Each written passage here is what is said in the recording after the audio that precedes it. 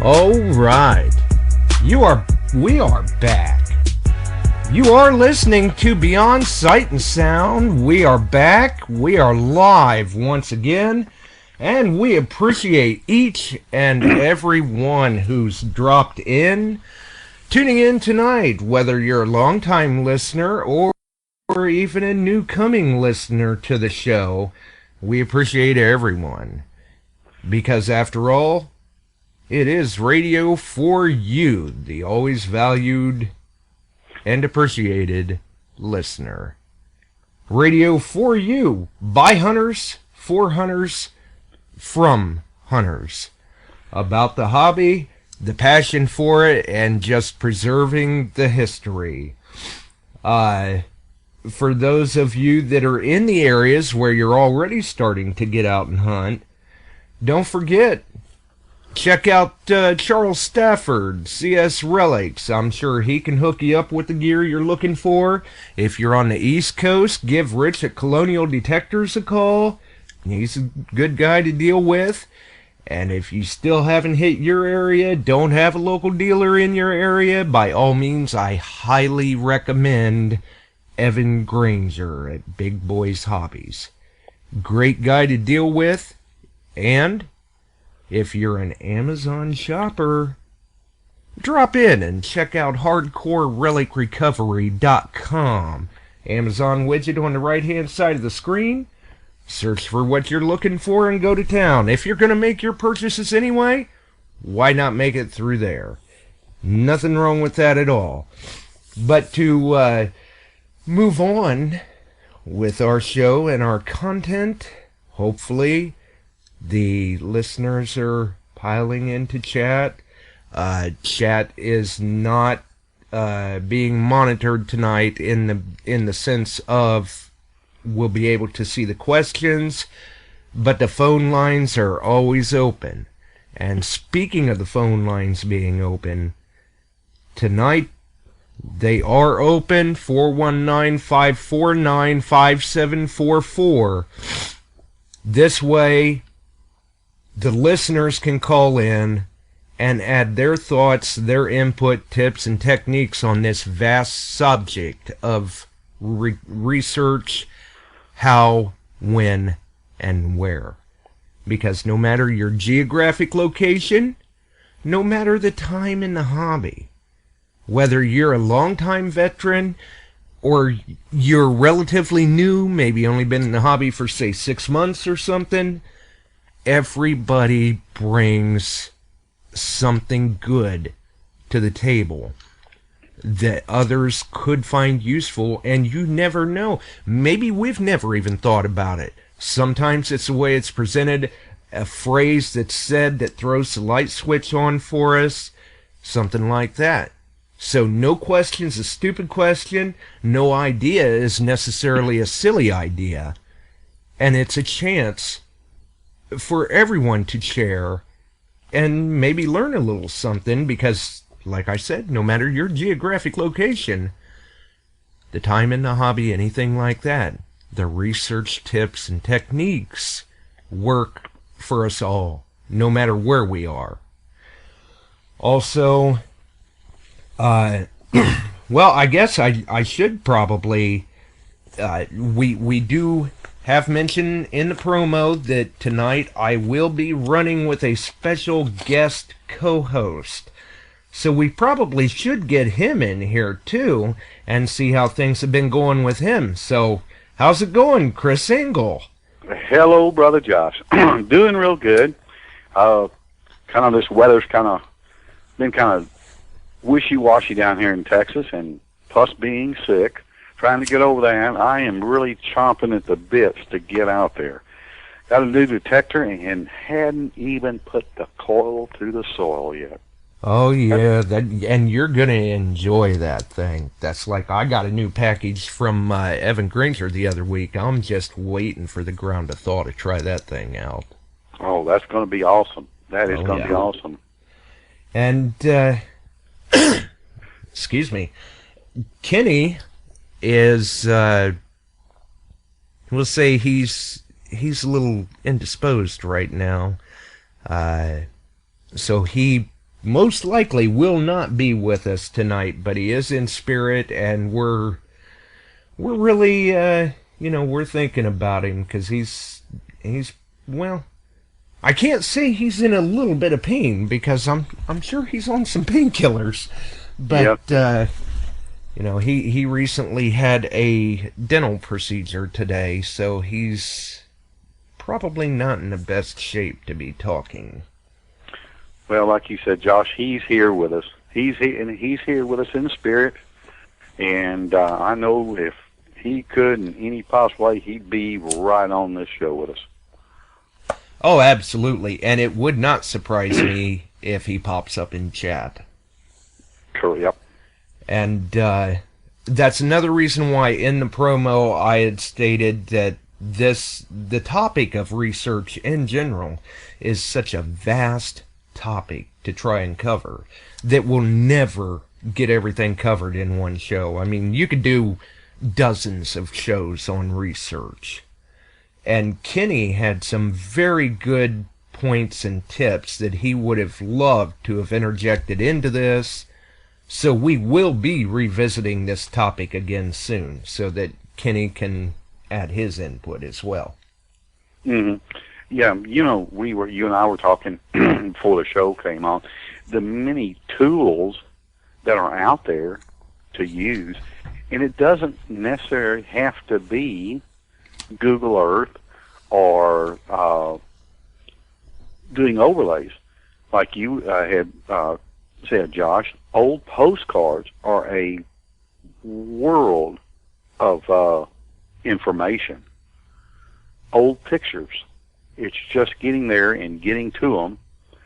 And, you can do the research after you see that, Googling what the place was. And 9 times out of 10, you can find exactly where that place was. Right. And I can't remember right offhand. Somebody has said it here recently. It may have been Leighton Harrington. But when you're looking at areas, or no, maybe it had come. Somebody on the Stealth Diggers group may have mentioned it. But basically, when you're out and about, you're looking at a site either right there in person, bird's eye vantage point, or whether you're looking at it on Google Earth, there's one important aspect that you've got to remember is that the ground holds a memory. Yes. You get into a wooded area, and all of a sudden you come across an opening, a clearing. Well, seems kind of odd that just pops up out of nowhere. You should look a little closer. You never know what you're going to see. And that's one thing when I'm out in the woods, I guess it's visual research. You go out there and especially looking for like maybe an old home site, and I think Leighton touched on this, is looking at, what type of vegetation out there is not native to that. One of the biggest things I found are the crepe myrtle trees. It seems like everybody had a crepe myrtle tree.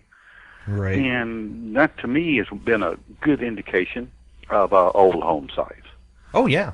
Or even, say, lines of trees. Mm-hmm. Because there just are no, square edges, straight lines, stuff like that from Mother Nature. Yes, that is correct. So that's another thing that a person can look for out there like that. And also, I'd like to drop in, too, give a shout-out to, hopefully I can remember the gentleman's name this morning. I believe it was Rob Mustin. He's quite possibly listening in now, and he was quite interested in hearing what the people had to share about research, how, when, and where as well. Even put a ebook out on Amazon here very, very recently. And, I'm going to make sure to read that myself. Oh my, we're going to work this call in now. Hello, how is it going, sir? Well, let's see here. Do we have you? Can you hear me? Ah, yes, we do have him. All right. Is Hello, Brother Kenny. Is it loud enough, or is it just me trying to talk? It sounds like you're okay. Sounds good, Okay. Brother Kenny. Thank God for meds. It sounds good enough we can certainly tell who you are. Good. All right. You Continue. you sound very good too for your situation, I must add. Well, a little ginseng tea with a couple of painkillers. I'm all right. Hey, there you go. You can't beat that at all. That's right. Hey, you know it's hardcore, so let's get on it. That's right. And I guess now, since we are joined with the Dirt Bandit as well, we should get down and dirty, get to business with the task of the research and everything. So basically, what we're aiming to do here is to, share tips, ideas, techniques, and research, and get the listener's perspective, point of view, thoughts, maybe some of their research techniques too, so that we can all share, and maybe we can all walk away from learning something about this. And before you had called in, Kenny, me and Chris had just been talking about how the ground holds a memory. The vegetation that it has in the woods where an old home site may have been, or straight lines of trees, aerial photos that you can see, say, a depression in the ground or a high spot in the ground. And how that can be an advantage when you're out walking around. You may stumble across these sites that you may have had no idea were there, but if you're watching for them and you know the signs, your research has just begun, because then you see it and hey, maybe I should look into this a little more. Go back, hit the books, check the maps, check the aerials, different things like that. And we had just been speaking too on how postcards can be an advantage at times for research. When you're researching an area, maybe you know the name of the spot you're looking for. Sometimes these old postcards can give you very good perspective of where different things were. I found my first Morgan because I was walking through the woods, not through the city blocks or through the old through the old part of town. I was going through the woods actually looking for a camp, and I come across some lilies and some old tiger lilies and old perennials that just keep coming up every year, so which gave me an indication that there was a homestead there at one time or another. Yeah, see, and that's a perfect example of what I'm talking about. You weren't looking for a homestead, you were looking for a Civil War camp. Well, I actually have it on video. I found a big oak tree. I mean, it was huge. I don't know. It was probably, if you took a tape and went all the way around it, it was probably at least 16 foot. Now, it was just one of the biggest oak trees I've seen, and that's where I found my first Morgan, was about 3 feet from it. Right, a big oak tree like that would give off shade, a good place to sit and relax. Maybe which is exactly what I did after I found that Morgan. There you go. Maybe at one point he even had a rope swing hanging from it. Well, there was actually a tray of like the little spoons. I thought they were baby spoons because I wasn't I'm a relic hunter, man. And I got in, I'm finding these spoons, I'm thinking, so I take them back and I go to the local antique guy, Mr. Hodge, and I said, "What? We got a bunch of baby spoons here." And he says, No, those are sugar spoons. And so I was like, well, okay, but they're still silver, right? And he says, absolutely. So, yes, that was exciting. And that's one of those where, you were just out walking along, you kind of had an idea what you were looking for and stumbled across this, but still had the sense of mind that, hey, this isn't, normal environment. This has had a human influence on it, I guess we should say. Yeah, and excuse me if you don't hear me very well, because I got like some whatever they put in the side of your jaw. I'm about sick of it though. I'm about to toss it. But anyway, when you go on, especially Google Earth now, if you look close, you got any idea of what you're looking for, you can see those foundations, those old foundations I'm talking about, especially around the old original railroad tracks. Right. Like in this area, these are the original tracks that were there during the Civil War. So you look at those and you look for those old foundations, and then that's the first part. I always say there's 3 parts to a great hunt. And that's the hard copy. That's where you get your books, you go in, you get your maps, you go down to the, the assessor's office or wherever it may be. For me, it's the old courthouse. And they allow me to go in there and I can pull up anything I want and then I'll leave. That's the first stage of it. Then you go on your laptop and then you try to do your overlays and whatever the maps you can come up with that. And then comes the most important part. You got to get permission to hunt it. And when you get that all set up, then most of the time you're going to find something. Exactly. Then it's research, recon, and recovery. That's it. And I have a few tips here in a little extra websites that folks may not know about that I use. That if you go on Google, what does Google do? Information overload. That's what it gives you. So if you pull up, let's say, I want to find a Civil War. I've seen people do. I want to pull up a Civil, and I'm guilty of it. I want to pull up a Civil War camp in so and so town. Right. But Google's so smart. Let's see if it can pull that off. So, and believe it or not, it tries, but it gives you so much information that it takes you here. Sometimes it's overwhelming. Well, you got to go here, and then that one takes you there, and then this one takes you there, and you're spending all day trying to chase down a clue. And I've got some websites that kind of narrow that down to where, some you pay for, some you don't, but you get what you pay for. If you want to get down to, let's say, your real, the diaries, the journals, the other stuff, like, okay, we walked from this area and we had to pass this crossroad. Well, you're sitting here and you know what regiment that you're looking for, and you can pin down the crossroad. At least I do. And crossroads is what you're looking for.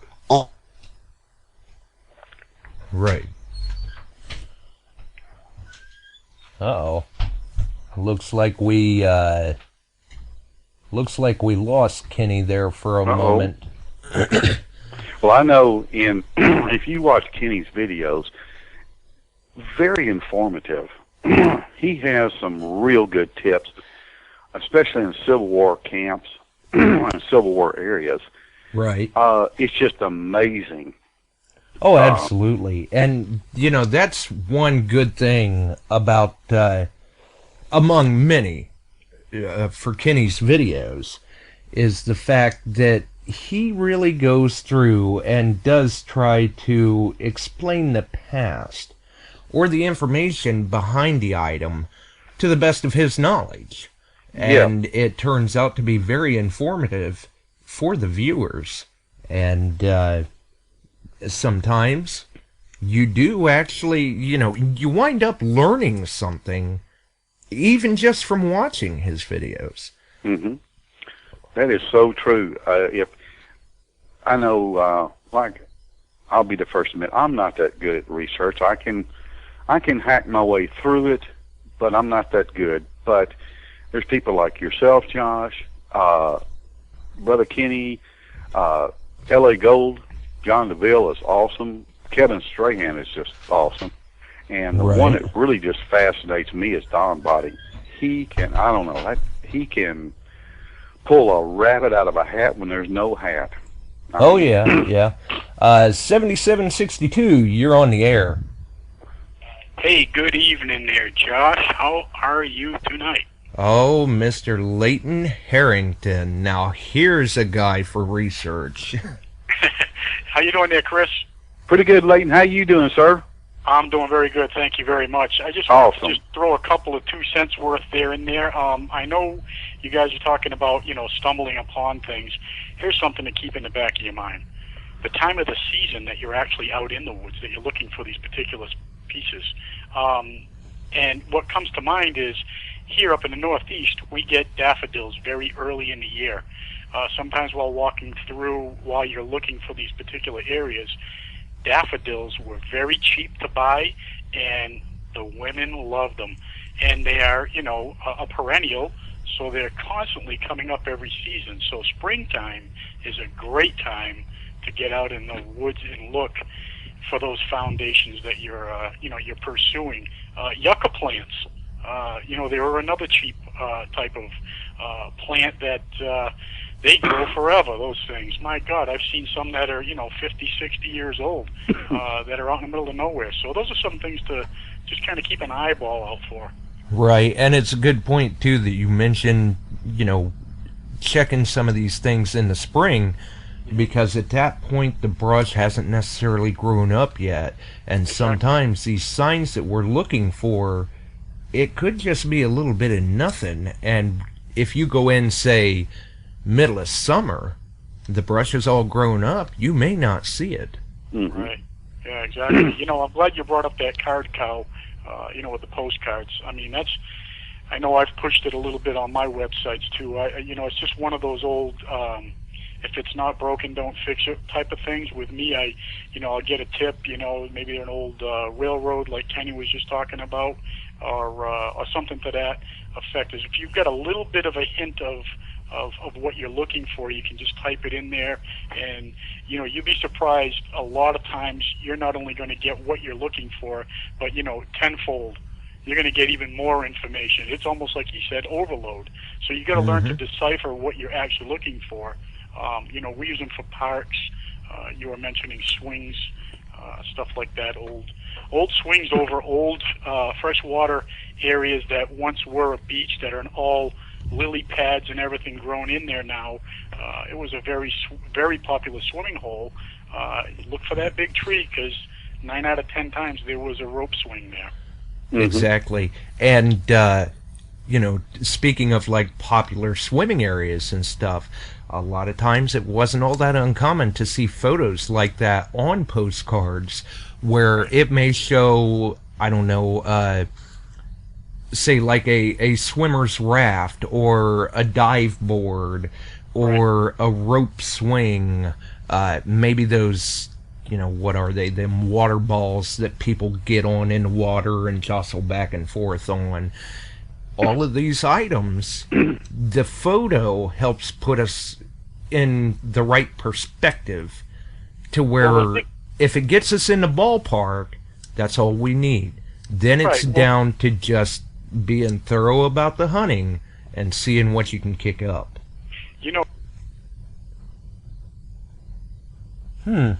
That's interesting. Lost him. We got Brother Kenny back. But we've got Kenny back. Jay, hey, I can just pick up, man. I'll tell you.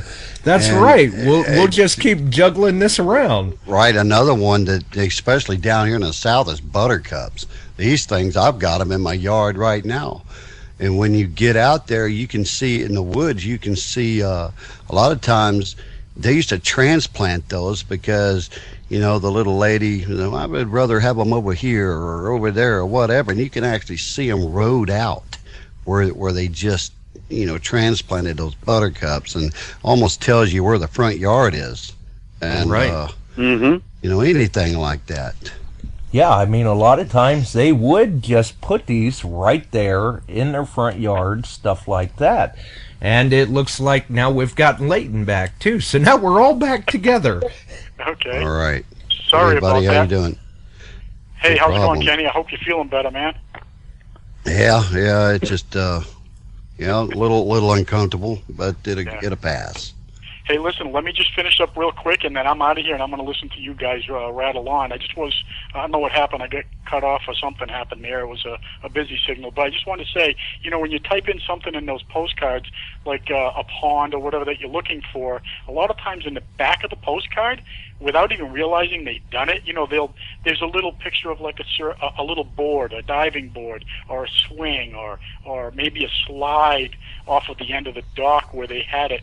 And I'll tell you, more times than not, I certainly look for those areas too. These beaches that are overgrown in freshwater areas, doesn't take long for them to get overgrown. 5-10 years, people pass away, the beach doesn't get used anymore. Next thing you know, it's overgrown and it's long gone, forgotten. So pay attention to the whole entire postcard. It's not just what you're actually typing in for that main subject. Sometimes in the background, you'll be more than happy to see what you locate. Exactly. Interesting. Yeah. All right, boys, listen, enjoyed the show. I will get off of here. Chris, Josh, Kenny, be safe, brother.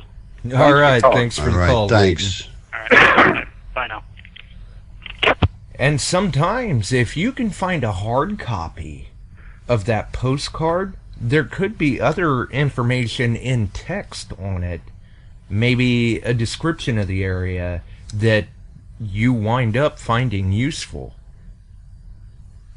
Right. I was mentioning websites earlier. Right. There's one, you may have to pay for this one, but it's called Copernic 2000. Oh, And Copernic, yeah. Yeah, whatever. I'm from the South, so I call know it the way exactly it's- what you're talking about. It's a search engine. Correct. You just put the keyword in. For example, you put first Iowa Cavalry in for your keyword. You know what your response is going to be? You're going to have a whole list of them, starting with Civil War record roster for the 1st Iowa Cavalry enlistment. Below that, you'll have Civil War record and roster for the 1st Iowa Cavalry enlisting from Blackhawk County, Iowa. Okay, when they start giving you the counties, Yeah, and now then the they're little giving you towns geographic within places. the counties, then you go to work. Right. And And that's a you- good point, because Copernic I have used before, but that is a program that I haven't used in a while. I mean, you can even get orders of battles, and that's the good one. I mean, you can get orders of battles. The opposing forces in the battles of, Bentonville, North Carolina, combined losses, where they camped before. There's a key right there. I'm reading that right now. Where Right. they camped before the hit. I mean, come on. It doesn't get any better than that one. Yeah, I mean, it's drawing. Basically, the treasure map is right there. You just have to follow. We've got another caller, Denny Morrison. Hi, Josh. Hi, Kenny. How's the old tooth doing? It's missing. Yeah, I was going to say, it feels like it's left behind. Got a big void there, huh? Hey, I got a few suggestions here. First off, of course, you probably already said plat maps, but one of my favorite ones is old timers. Oh, yeah. I mean, you can sit at a coffee shop, and if these guys know you metal detect, they'll come out with places you never even thought of. They do, and the place that I hear that at is right up here at my barber. Oh, yeah, for sure. Yep. And Yeah, and you just have to be willing to listen, because a lot of times they're the best resource, because they can give you first-person point of view. yeah. They do. One of those I things that comes to mind is a creek close to me, and there were 3 picnic groves on that creek that I had no idea where they were at until I started listening to one of my favorite old-timers, who I have to say has passed away, and he gave me so many places to hunt, and I'm still hunting those places. And they're just a wealth of knowledge if people just listen. Absolutely. You talked about some daffodils and things. I also look for those. Yeah, lilies, buttercups in Kenny's area. Yep. One thing that I look for in my area, and you can too, Josh, is some trees out in the middle of the field. Down the road from me, a mile and a half down the road, I saw some trees out in the middle of a field, and I thought, what the heck was out there? And I got to talking to the farmer who lived next door to it, and he said, I said, what was back there, a house? He said, well, there was a log cabin back there at one time, but he said that was an oil pump station. And there was a log cabin there, and I'm still hunting that side, and I'm still pulling coins out of that area, out in the middle of a field. Yeah. And in fact, this is another one. You guys that are still working, I'm retired now, but I'd still do this. On your way to work, I live 20 minutes from work, and every day in the summertime or in the spring, I would take a different way home, or every day on the way home, always took a different way home, looking for old pumps out in the field or trees like I just mentioned, or some daffodils coming up out in the middle of a field that I thought, I bet there was a log cabin. And then I would get out my plat maps, and then I found the site. And like Kenny said, then I went to the farmer to get permission. And make sure when you get permission, you write down the guy's name. Yeah, get it in writing. Get it in writing. And another good thing, Calico puts out a really neat little finder's log. On that log is a map, and you can write on that map a corner of this road and that road, or where it lays in the sections. All townships are laid out into sections, and you can pinpoint it right down to the money. You can also put on there what kind of finds you have found, and it's really a neat little form that Calico put out for nothing. Usually when you get a metal detector, they stick some of those in your box. So that's pretty cool. All right. Well, I don't know if you got time or not. I always look for road names when I'm driving down a road in a different county. I mean, Oak Grove, Park Street, Convention Center, whatever it might be out in the middle. Indian Lake is really good for that. Right. There's Oak Grove there. There's a Park Street. I went down this road and it said Park Street. What the heck? There's not a park here. There was a park, and there was a swimming area there. Yep. Where I found my $6,000 ring in that swim area. That's right. Nice. That's good nice. point there as well, too. So my sister-in-law called me one day and says, I just found an old road here. It's called Flintlock. Oh, man. I'm like, Flintlock, and it's in Kansas City, all the Bloody Bill and all them guys up there. Right. And I'm thinking, you should, she's found a couple of places to hunt on Flintlock Road. So there you go. There you have it. Another one in the spring, in the summer when the creeks dry up, a lot of our creeks dry up, and I know they do over your way, Josh. I look for the holes that still got water in them, and a lot of those creeks were used way back when they didn't have swimming pools. They swam in those They swam in those swimming holes in the middle of a creek. That's right. Yep, so I look for those, and I also look for bridges, walking bridges that go over a creek. How many times have you ever walked over a bridge and thrown out money? Well, this is something for good luck. And a place my buddy and I hunt, when it dried up, it actually looked like a highway. And I found a 1788 Spanish Real in the creek right here in Ohio. There you go. Be anywhere. And this is crazy. And I found an old swim area this way. They had walk stairs. I don't know if you know what I'm talking about, but they go over fences. It's a walkway that goes up one side, and you go over the fence, and you walk down the other side on this stairway. Right. And they used those so they could park along the road and go across the fence to go to the swimming hole. Right. So if you can find those, it's pretty cool. I know there's not a lot of fences anymore, but back in this day, I found this. It was they actually dug a small quarry to build the bridges, and when they did that, people went there and picnicked and swam in those quarries. So just some ideas I thought I'd throw out to you. Yeah, good points for sure. Thanks for sharing those, Denny. Yeah. I'm always looking. When I still see a pump out in the field, and I still can't figure out why that pump's there, and I haven't got to stop yet and ask the guy, why is that pump out in the middle of it's not I've never seen a pump on a creek. It just doesn't even make sense to me. There's a little creek there and there's a pump there. And I'm like, what is that about? I don't know. You know anything about that, Kenny? You ever see anything like that? Well, unfortunately, I dropped off there and just came back in, so you'll have to repeat that. Well, on my one of my creeks home on a different road, I actually saw a pump down by a creek bed, by a creek. And I thought, what the heck is a pump by the creek? Unless they didn't want to dip their buckets down in the water, they just had a pump there. I don't know. No, it was just another way of getting the water out. I mean, they just... Yeah, it could have been somebody with a handicap, bad back, whatever, and just felt like having a pump rather than dip. Must be. I just ain't figured that one out. Either way, it's a good sign of human occupation. Yeah. Absolutely. If you look at the plat maps, especially here in Ohio, it's really good on plat maps. A lot of our roads back in the 1860s, those roads aren't here anymore. So if you look at your plat map and said, wow, there's a road here, and you go there, there's no road there. So you got to look, especially along rivers, they would have a road, and you want to look at the plat map and see where the house is laid on that road. Even though it's not there, those houses are still back there.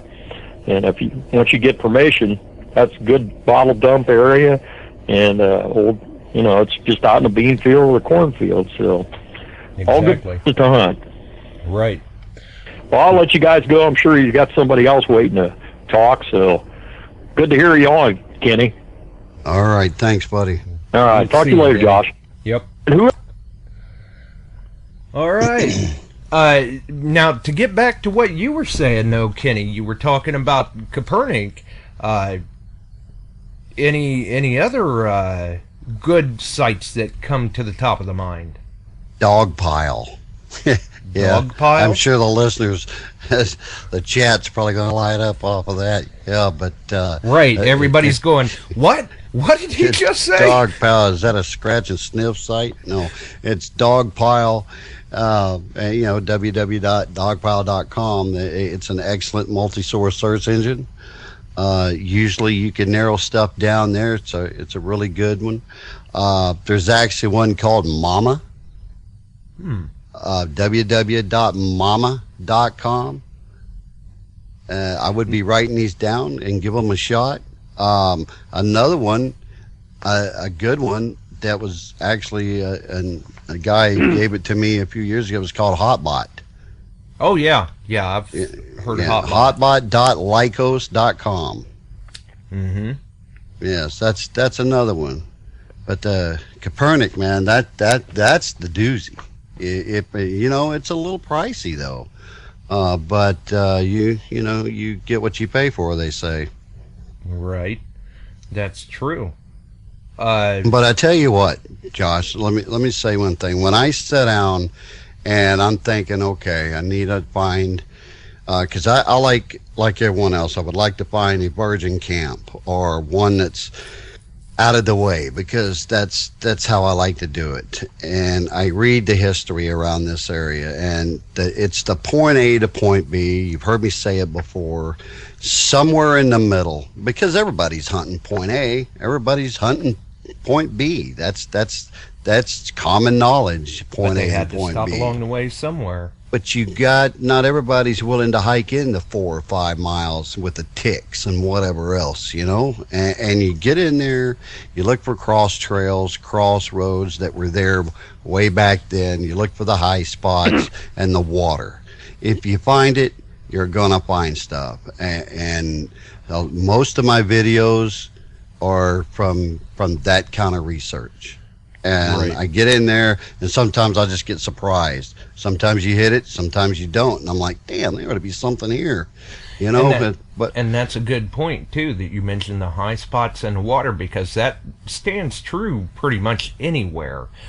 Once you find that high spot with water, that's a great spot to camp. It's a good vantage point, so people are gonna stop there.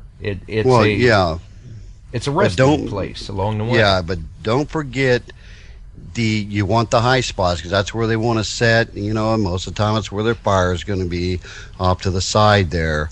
But most of these regiments, they're pulling wagons. Some, they're pulling cannons. They're pulling different things. So those old roads, because they're not going to want to go over these hills and all of that stuff with that. They're going to want to go through them. So you want to find those old roads. Once you find that, and then those little high spots with water right next to those old roads, at least, I mean, if you're in an area with Civil War history, like down here and even further down where LA Gold's at, we have 2 or 3 different wars down there and different things. Any of those spots like that, you're gonna find something. Right. And watch for the ruts, too, because if they were traveling with wagons, they were wearing ruts into the ground. Good point. That's a real good point. And I can name, 7 or 8 places right now that has those. That's a good point. Yeah, because sometimes a lot of people think, oh, that was, I don't know, a dirt bike trail, for instance. They went this direction and then they come back on this side, or it was an old logging trail or something. But sometimes that's not what it was. Those are actually the ruts from back when they were traveling, troop movements and stuff like that. One little more hint here for those relic hunters out there that could be listening, or coins. If you're out in the woods or you're way out and you guys come across any piece of insulated glass where they used a telegraph, right, or pottery. Right. A lot of times, though, what I'm getting to is you'll see the old metal post. They used to use them for markers. They also used them to put the wire up on the telegraphs, and some of those are still in the ground. Right. You want to find those around here. There's numerous of them. I can count 30 of them right now that I know where they're at, and they're usually about 6 foot tall. They're about as big around as a baseball bat, and they're like a corner marker or whatever. But they use those to telegraph with. And if you'll look good enough, take some soil off. Take 2 or 3 inches of soil off. You'll be surprised at what you may find laying in and around those posts. Oh, yeah, right at the base of it. Kenny, we were talking when you got dropped a minute ago. I was telling Josh, especially on your videos, if you watch your videos, you give so many good points as to what to look for. For example, the one where you found the Morgan silver dollar. That was excellent. What to look for. Down south here, of course, what I look for is the old magnolia trees. Everybody down south, or every home, it seemed like, had a magnolia tree. Yeah, here too. Yeah, that's a good point, too. And when you talk about the maps and stuff, too, you had mentioned earlier, Kenny, with Google Earth, some people, you can overlay with different programs. You can overlay with Google Earth by adding the image and trying to tie it all together. Maprika, a great app for overlaying like that, where you can take a map or even a photo of a map to try to help narrow things down. But for those who aren't real savvy with overlay, Google Earth's got a button right there at the top where you can just click it and kind of roll the clock back, so to speak. Absolutely. And see, the older maps overlaid on it. Granted, some areas don't go back as far as others. Like in my area, it may go back 10, 15 years. But there's other areas that it may go back, 50, 60 years. Yeah, well, aerial history does the same. And it will actually show you, like, for example, where you have lakes now, when you click on, they may go back to 1914. Well, that's fine with me. That's pretty good ways back. There's history there. Yeah, absolutely. You're into silver, no problem. When you click on the right side of that, it puts the overlay on. There's no lake there, but you see the original creek. Well, that you can see the bends in the creek. Those bends are where the swimming holes are at. Right. And Yeah, so I mean, it's all laid out for you if you just, you know, just learn to see what you're looking at. Right. And it's not an exact science. I mean, No. for those of us who use those different tools that are available to us like that, it's not like we just jumped in and went right to it. There's a little bit of a learning curve sometimes. You just got to take the time to become familiar with it. And, you know, detectorists in general are very helpful people. If you're having trouble with it, message a buddy. You know, a lot of times, a lot of us have no problem trying to help, you know, give input into the research. Maybe we use a different method of searching for information or something like that, where, say, you know, I'm looking for something, I'm not finding much, and say, oh, well, I'll send Kenny a message and see what he finds, and you may come up with a whole boatload of other stuff that I didn't even notice. Right. Absolutely right. And that's something where sometimes it's handy to, you know, kind of have the buddy system. It's good to get out and hunt with a friend sometimes. Well, same thing with research. And if you're right there close together in the same region, maybe you guys want to tag up and, you know, hit the research together and go out and hit the site together, and then you're both kind of reaping the rewards of the effort, having a good time, preserving the history. Right. But you know what? You cover all of that. You're sitting there at your laptop, you're closing it, you're looking over at your gear, and you're like, all right, it's time for the next step, and that's to pick up your phone, right? No. I go to the people. Sometimes I pick up a phone, but most of the time when I try to get my permissions, I like face-to-face, eye-to-eye, so I can talk to the gentleman or the lady. Touch. Right. And, you know, they need to understand that you're there for the history. They need to understand you're going to leave it like you find it. And what I have found is when I tell people, you know, I'd like, you know, this is what was here in the area. I believe possibly you could have some military items from the American Civil War. Most of them don't believe it's there. Right. No, they don't. I mean, well, you can hunt it, but you're not going to find nothing. And I'm like, exactly. Okay. I mean, they just don't think it's there. Not on my land. I mean, that's just the attitude most of them have. But they soon find out that's incorrect. And, yeah, you know, a lot of them will, you know, they like it. They like looking at it. Some of them don't. They don't care. But as long as you take care of the land, you do what you say you're going to do, then you'll get to go back. Oh, absolutely. Do it the right way. And like I've said before, it's the work that they don't see that keeps us coming back. That's you don't right. leave any sign of being there, you've got no problem coming back usually. And more often than not, it could open up other doors of potential for you.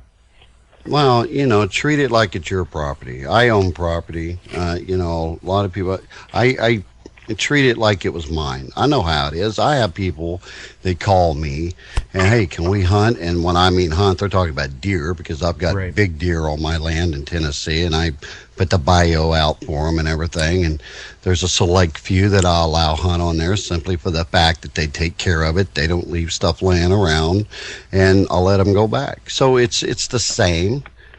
You know, you just, you know, be who you are, carry a good bag of ethics with you, and you'll be fine. You'll find spots to hunt. Absolutely. I mean, it's not rocket science. And a lot of this stuff that really keeps things moving smooth for the hobby is just common sense and flat out human courtesy. Right, right. Now, you know what? And you're going to have to accept no. A lot of people, I've got even, you know, buddies of mine, when, you know, when they try to get permission, they're like, well, we just don't want anybody on our, they get the big no, you know, and then it breaks them down. Well, I don't want to go knocking. I'm like, what? You just accept no and move on to the next one. That's all you do. They're not going to be yes every time. You would like it, but it's just not that way. Right. And as a matter of fact, I just had that conversation with another listener, Swansea, earlier this evening before the show, where he had mentioned that some of his friends, even though they're not, say, shy around him, and they really enjoy the hobby, they just can't bring themselves to ask permission quite yet. And maybe it's the possibility of a no that is kind of got them gun shy in a sense.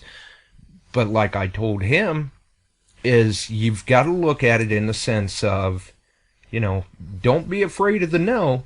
You may get it, but you're not out anything. They didn't take anything away from you that you didn't already have. And if you get that yes, well, that's one more than you had. You've just got to stay determined about it, stay optimistic about it, and if you get the no, don't let it discourage you where you go, oh, well, I give up. I just can't get in anywhere. No, that's not how you do it. Stay persistent. That one said no, fine. Go down to the next spot on the list that you thought may be interesting to hunt. Give them a shot. Be Absolutely. friendly, be respectable, be presentable, and you never know. You just may get that yes. There's been times where I've been out with people that you would think for sure you were going to get the no. You could see it coming already, see the look in their eyes, and you get to striking up a conversation with them and just talking in general. And next thing you know, they're saying, you know what? Yeah, go ahead. Give it a shot. Right. You know what? Something else, too, with me is, some of you may know this about me, but I shoot video. And that leads to a whole nother aspect of the permission thing. Because let me tell you something. If you're not up front and Mr. John sees you in the back of his field, whatever, and you've got a camera, that could be an issue. Exactly. I'm always up front. This is what I do.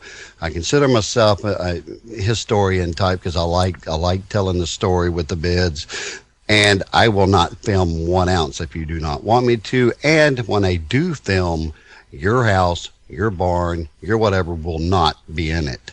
Because I don't want 10 people knocking on their door after they watch my videos. That's a very good point.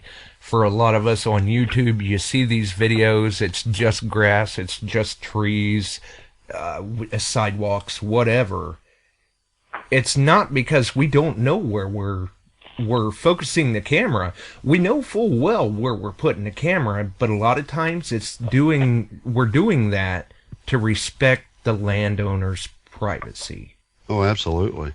And I do, if I'm in a place where there was a skirmish or camps and stuff, I like finding an area where I can pan through and kind of bring the watcher in on where I'm at and try to get them to see where these guys were and where they slept and where they may have even lost their lives and things like that. It brings there's a reason that we do this. As a relic hunter, personally myself, I don't go out there just to find a button. I go out there to preserve the button.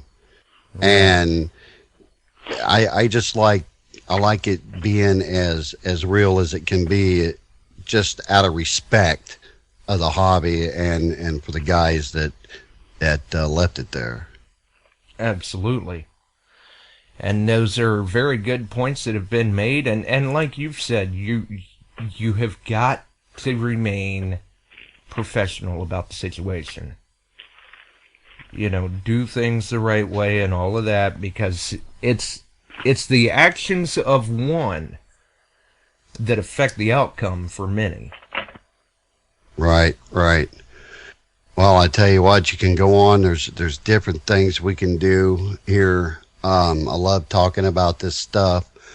I didn't think I was even going to be able to come on tonight, but it's such a good topic, and you can't talk about it all. What about what about terrain? What about geological permissions? I noticed earlier the guys were talking about Virginia. Well, I don't know. I've not been there, so I don't know what it's like getting permission to hunt in Virginia. I would say probably because of the history that's in Virginia, that may be a little tougher, and it might actually even cost you $1 or $2 to get in on some of that property. That's a very good point too, because you never really know about this stuff. No, I mean 65% of the war was there, around in that area. So if you do get permission in Virginia, then plan on having a pretty good day. Yeah, and plan on doing it right, because that's one of those areas. If you screw up, they are going to be watching. And absolutely. Word will spread. Absolutely. And that goes back to the whole, the actions of one can affect many. No doubt, no doubt. Now, I have a little something here, Josh. Dad, I'm going to kind of surprise in a box here I received today. I don't know if it's because, and Rusty, if you're listening, I'm sorry, buddy, but Rusty from Garrett, and Garrett sent me a box of some goodies here for the show every now and then. And what I have here is I've got one of the deals that goes around your neck that you can clip a key to. You know what I'm talking about? Oh yeah, lanyard. Yeah, it's Garrett Metal Detector, because it's their 50-year anniversary, and they got a little treasure book here. They got reusable ponchos. They've got their 50th anniversary brooch or pin you can put on your vest. Nice pin. Or anything. And I think that what we'll do, if you don't mind, let's say we'll give one of each of these and a prize to, what do you say, the third caller? I think we can do that. Let's see how many people are listening. We'll just go ahead and open the lines up for, what'd you say, the third caller? Yeah, that sounds good. All right. There you go, folks. 419-549-5744. We're looking for caller number 3. And we'll see if anybody calls in. Oh, well, let's see here. Hello, you're caller number 1. Hey, this is Darwin from Illinois. Oh, hey, Darwin. Good to hear from you, buddy. How's it going? How you doing? All right. I'm going to hang in there, Darwin. I'm going to cycle these through. Let's see. You're caller number 2. Hey, Josh. 6929. Oh, okay. Mr. Greg. Hey, guys. How are you? Good. All right. Great. Enjoying the show tonight, and I'm just glad you're feeling. Hopefully, you're feeling better, Kenny. But enjoying the show, Josh, and glad I'm listening. Awesome. All right, we're glad you're listening. All right, keep up the good work, guys. Right. Great. All right. Thanks for the call, Greg. Bye. Oh, Darwin, what have you been up to? Oh, pretty much researched this winter, but other than that, not a whole lot until this ground thaws out a little bit. And you said you were in Michigan? No, Darwin's in Illinois. Oh, Illinois. Okay. Yeah. Okay. I was in Michigan this summer, though. So, well, that's the time to be there, is in the summer. Not right now. Right. Definitely. Let's see here. Looks like we've got our third caller. Hello, caller. Hello, this is Rob from Southern California. Who is this? Rob from Southern California. Rob. Rob from Southern California. Well, Rob is the winner, Josh. Yes. All right. Well, congratulations to you, sir. Do you happen to have either myself or Kenny on your friends list on Facebook? Yeah, Josh. It's Rob. We spoke this morning. I was the one with. Rob. Yeah. Yeah, absolutely. Yep. While you're on, why don't you take a moment and plug your book? Oh, that Rob. Yes. Oh, I was I don't wondering know about if that's that a good Rob. thing or not. We're not gonna start calling you that, Rob. You know, I'm just saying. But yeah, he sent me that post as soon as it went out, so I'm definitely going to be looking at that book. Well, great. I hope you do. And it's the first book of any kind I've ever written. And I've got the website Metal Detecting Places, and I've spent the last year or more helping other people find hidden areas in their zip code. And so I've put together a small ebook. It's a guide. Basically, it goes through which I've gone through tonight, the historical aerials, and then Google Maps, Google Earth, and then how to compare them to each other, and then also how to take Wiki and find historical sites.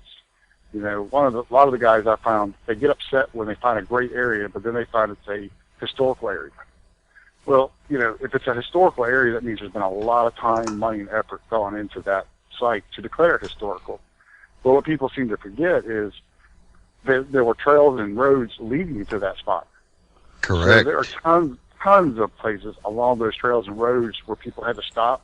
You know, one of the things I speak about in my book is the Battle of Great Bridge. Somebody named Rob.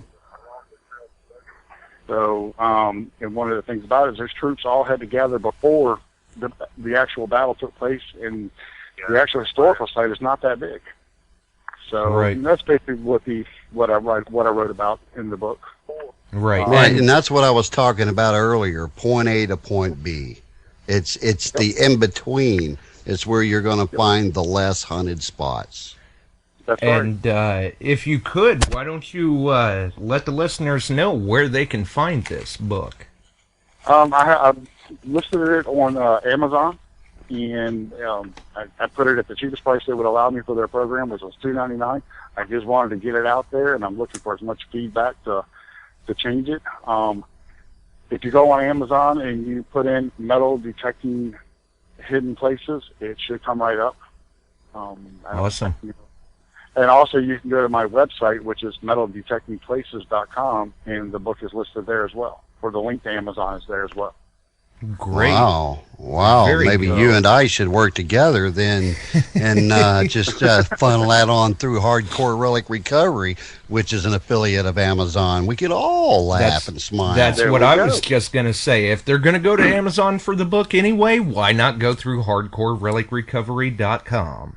And what's There you cool go. about that is when you get to hardcorerelicrecovery.com, which is a work in progress, such as yours, I heard you say the same earlier, there is a spot that you can actually email me your finds, and I will post them on that website, and I'm going to have a little deal coming up later to where, and I'll make this common knowledge for everybody, that once a month I'm going to choose one of those finds for some prizes. That's There great. you go. That is great. Well, I'm sorry I was late to get to the show. I didn't realize, I knew the time difference, but I was thinking it was something else, and I jumped in about 25 minutes late, and I'm sorry I missed the first part, but I'm sure it'll be there for me to go back and listen to. Absolutely. The archives are always available for listening at any time, and you still caught the right part of the show. You were caller number 3, so congratulations on your win. Yeehaw. Yeah, get him to leave his stuff with you, Josh, so we'll know where to send this. Right. I was just going to tell him he's got my Facebook information, so just PM me a message on Facebook with your shipping information, and we'll get that out to you. Absolutely. Great show. Thanks, guys. Thanks for having me on. Thanks, Yes, Rob. sir. And we've got another caller on here. Looks like Mr. Strahan is in the house. Mr. Kevin, Hello. how are you doing? How are y'all doing tonight? Hello, Mr. Kevin. Hey, Well, I'm missing a tooth, but I'm here, man. I called at the wrong time. I called in, and I was like, I came outside. I went back inside, and then I heard y'all doing a giveaway, and I'm like, well, crap, I don't want to call during a giveaway. I'm going to wait till they give something away and then call back. There you go. Yeah, it was a little hard. We had a lot of calls come in there right at one shot, and I think I may have missed a couple. If I did, I apologize. We just, they kind of got laid over one another. It happens. Oh, you're Oh, in no, that trouble, was fine. Josh. I They're was- coming after you. Yeah, I was actually trying not to call in because I knew you were going to have people calling in, so I just hung up, and I was like, I'm going to wait till somebody wins, then I'll call back, because I knew you were going to be flooded with phone calls. Yeah, Oh, I mean, Kevin. I saw a couple numbers show up, but then they disappeared real quick, so I don't know what happened. Kevin, by the way, I do have those XP stickers for you. I have them right here, so I'm going to send you a couple of those. All right, and I've got, how many hats do you want? Yeah, well, however you feel generous, buddy. You just go ahead and send what you need. Whatever makes you feel. Well, I don't know, a couple. Well, I've had, I'm going to give a couple to Josh to give away. Oh, on his well, show, very kind of you. Whenever he wants to give them away, they'll be there for him to give away a couple of nice XP Deus hats. Nice. And I'm prepared for this negative 2 degrees we're going to have here, and Josh is going to be laughing at us. Isn't it? It is too. I mean, it was 74 degrees here at noon today, and I think it's, I don't know, I think the right word is cold right now, and we're supposed to have ice and stuff in the morning. But guess what, Kevin? It won't take but a couple of days, and we're going to be right back up in the upper 60s swinging the dais.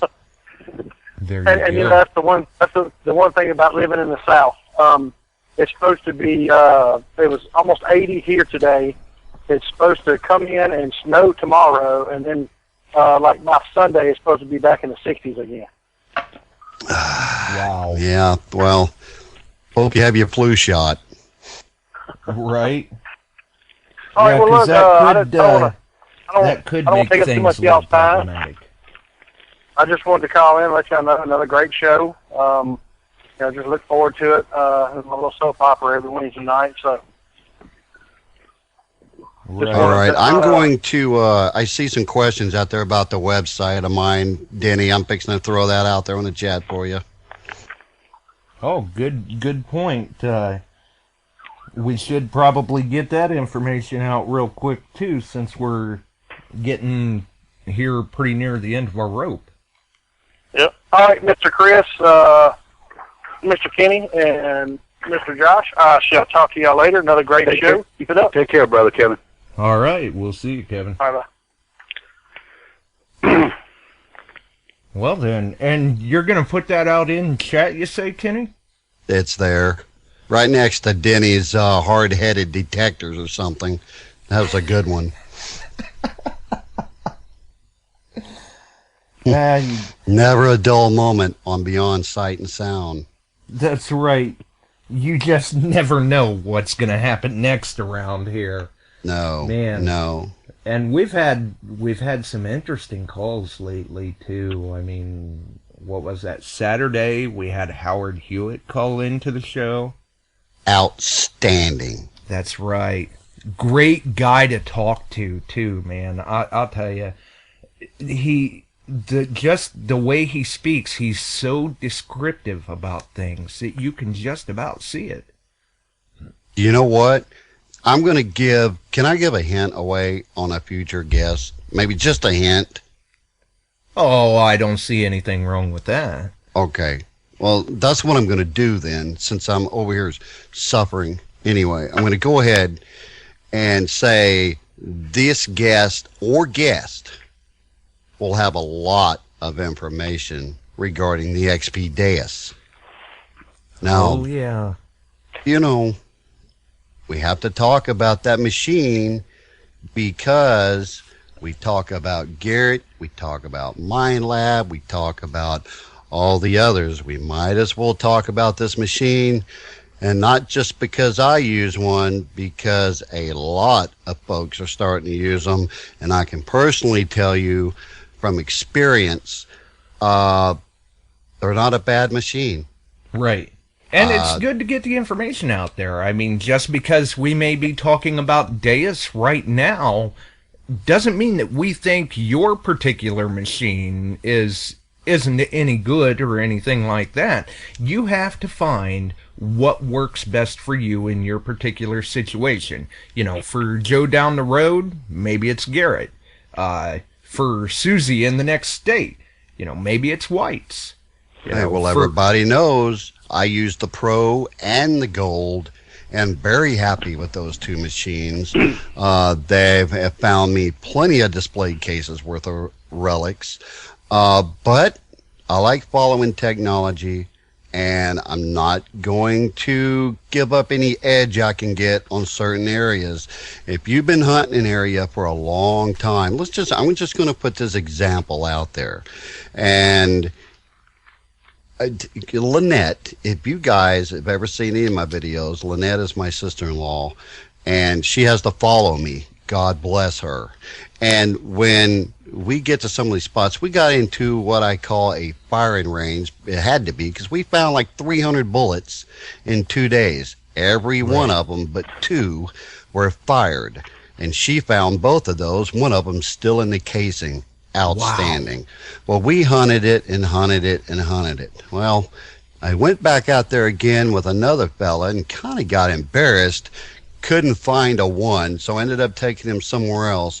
I took the Deus out there just for test purposes only. If you guys saw my Facebook page the other day, you saw a fired bullet.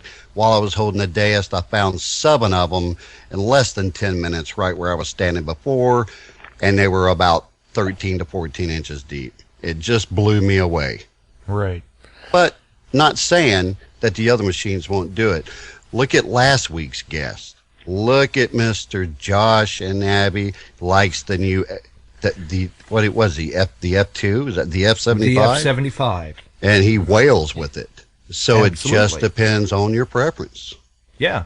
I mean, for Josh, the F75 works well for him.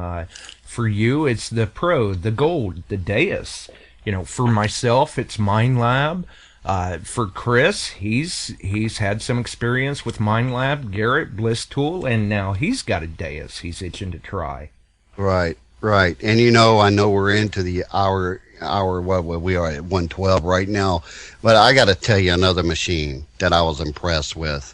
I've seen them used until I saw Mr. Chris Engel grab that T2, and what I saw him do with that T2 up there in Vicksburg, I was like, okay, all right, you know, we're there together, we're hunting all this, but I'm going to have to keep up with this T2 here. Oh, yeah. And before the F75, Josh ran the T2. Right. Yeah, that T2 is a good machine. You proved that, man. I was like, oh, this guy's slamming. Loved it. Well, and I'll tell you, like you said, there again, we've got a upcoming guest / possibly plural that they'll have a lot of information about the Deus, and we're still beating the street trying to bring good content and information out for the listeners. We've got some other guests coming up too that, man, they're going to be great to talk to. Oh, absolutely. And I got verbal commitment is the reason I brought this up, or I wouldn't have brought it at all. These are great guys. Obviously, they have a pretty good head on their shoulders to create such a machine as that one. We're actually trying to get the tech on as well, which will, I mean, there's not much questions. He's not going to be able to answer on that particular machine. And but yeah, what a great evening. I tell you what, my mouth actually feels a little better. I think it's had a workout because I'm on a roll. There you go. Therapy. You know, you just had to talk some relics. Relic therapy. That's it, man. That's it. And watching the chat and knowing the listeners are getting into it, that's what it's about, man. If we can just entertain anybody at all, I'm happy. Yeah. And, you know, that's a good point, too. Maybe this would be a great time to just kind of touch on it real quick. But we do have a show coming up sometime in the near future about shows such as this, because I've gotten a number of comments myself lately, some new listeners coming into the show. They're really enjoying the information that they're hearing, and that is the intent. You know, we're trying to share the information, have a good time with it, and stuff like that. Some people, and this is merely everybody's opinion, you know, anyone's opinion, I should say. Everyone's entitled to their own opinion. Some people think that radio is dead. There is a purpose for the shows, And for us here at Beyond Sight and Sound, honestly, yes, the ratings are great, the likes are great, and we love the comments and the listener feedback, but it matters not if we've got, 1,000 listeners or 100 listeners. As long as the listeners are taking content away from the show that they're finding valuable, you can make that difference with one person. It's well worth the time of doing the show, and we will continue. If I was sitting here on my couch with everybody, well, that'd be a full house for sure. Sitting here, I would be saying the same thing. We would be sitting here having our beverage, whatever. We sitting here talking. This is what this is. This is a place for people to get together, the hobbyists, the ones that maybe want to get into the hobby, and the guys that's been in it for 50 years to come in here and give us some insight, because I myself am never, I'm always up to learning something new. That's what's great about this hobby, because I figure out something every time I go out that I didn't know, and if I can share it with somebody else, that makes me feel good about it. Exactly, and you never know where you're going to learn something new. It could be from a newcomer to the hobby, or it could be from a veteran. It's all about perspective. Or it could be from the history you pull out yourself. That's right, because when you research that find, you may find out something new about it and be like, hey, I never thought about that. That's interesting. Absolutely. And I want to thank everybody in the chat room for wishing me to get better. I appreciate that, guys. I didn't feel like coming on the show. Obviously, earlier I really didn't want to, but I had to talk to Relics, and when I turned it on and everybody's talking, that was it. It just don't matter when we're talking about the history, and it's just got to be done, man. It's hardcore, and that's what we do, baby. That's right. That's just how we roll here. So hang in there with me, guys. We hope everyone else has enjoyed the show, but it's time for us to roll out of here. If you enjoyed the show, by all means, rate the channel, drop us a line. If you've got a topic you'd like to hear covered, maybe a guest you'd like to hear, or if you'd like to be on the show yourself, drop me a line. I'm not hard to find. Look Kenny up. Let him know. We'll figure something out. We'll get something set up. For everyone else, though, we appreciate you tuning in. As always, radio for you, the valued and appreciated listener. That was Beyond Sight and Sound. And we would like to also thank Mr. Chris Engel for setting in with us. Absolutely. Absolutely, brother Chris. Thank you very much. Oh, you're welcome, brother Kenny. For you, like I said, your Amazon shoppers, check out hardcorerelicrecovery.com. Check out Rich at Colonial Detectors. Check out Charles Stafford at CS Relics, and really, can't say enough good about Evan Granger. Rob's book. It's on Rob's Amazon. book. Yes, he called in too. We appreciate everyone who called in. We had some interesting content and information, but you can't cover it all in one show. We will definitely revisit this topic again, but for now, we're getting out of here. We'll see you next week, folks. Thanks for dropping by.